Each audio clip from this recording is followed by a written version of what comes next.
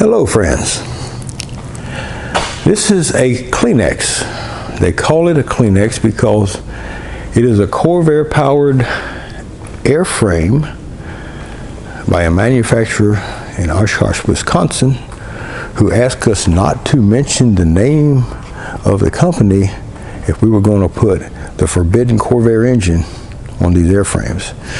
So this one has a Myunn design, Dan Weissman built 3.0 Corvair conversion on here. And this plane was completed in 2012. So it's 10 years old, a little over 10 years old. And it's got about 300 hours on it. Don't fly it as much as I should. But it's been to 4 states, so it does get flown some. But it's just been a great airplane. I thought I'd just take a minute to walk you around and let you take a look at it. Start at the big orange nose. There it is, that 54/58 engine-inch prop. And this engine could probably use a little more prop than that because it really turns up good RPM, both static and on climb out. But we're trying to keep it light sport legal, and it is, so we keep that prop on it. But it's got a good climb rate to it. It really does. And just figure we walk around here quickly and let you take a look at it and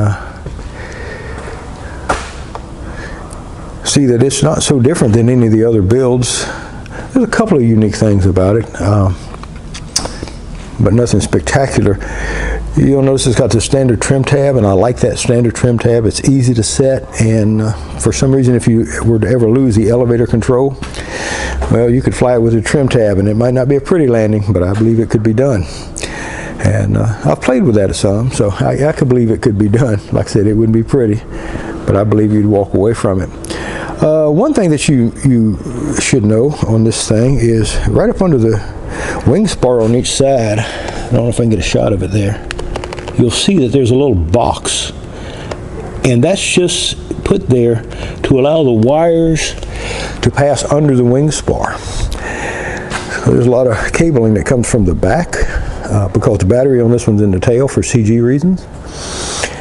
And so the wiring coming forward goes under the spar, and it just helps keep it really cleaner in the cockpit. So, or as the new FAA rules say, the flight deck. Just kidding, of course. But let's get around here and I'll show you some of the inside of this thing. So you'll see it's, like I say, it's pretty conventional overall. A couple of things that are different. If I can get in here with this camera and the cables. It's got the conventional trim on it.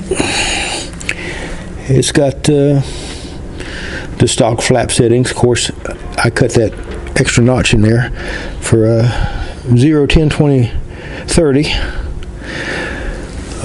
But on this one, because it has a Marvell Shebler carburetor on it, you'll see you've got a throttle, you've got a mixture, and you've got carb heat.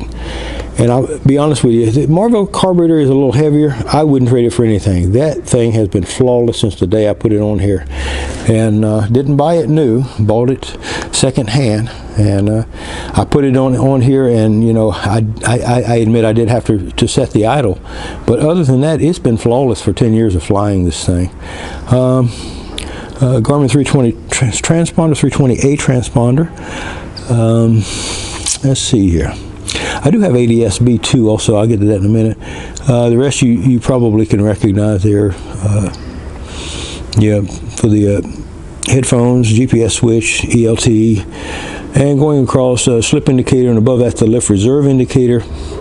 And I really like that. I use that a lot. Takeoff and landing, probably more so than airspeed or anything. Yeah, you can feel these planes. You can feel what they're doing, but that really helps you at any time to know just how hard that wing is working. You'll see you've got a master switch there, and primary ignition, secondary ignition. Most people don't understand Corvair does have dual ignition on it. The starter, avionics, a strobe, autopilot master, and then the wig-wag switch. And there's a switch over there to turn the intercom on for the radio. The radio is built into the intercom. That radio is the Flightline FL760. That's been a good radio too. I have no complaints with that. Above that, the RPM. Coming back this way is the flight instruments, sorry, on the right side is the engine instruments, left side is the flight instruments. And then you'll see the easy autopilot. And that's basically a wing leveler, but it will fly you a 180 out of a cloud. It has a function for that. It'll fly point to point. It'll do intercepts. It'll do a lot of really neat things. I have the iFly 740B there, but for some reason I can't get that to drive the autopilot, so I'm using the Garmin 196, which I don't use the autopilot a lot, but if I do, I can drive it with the Garmin. If the Garmin's not there, or I don't care to use that, when you get where you're pointed, or pointed where you're going, just set it for wing leveler mode, and it'll follow that.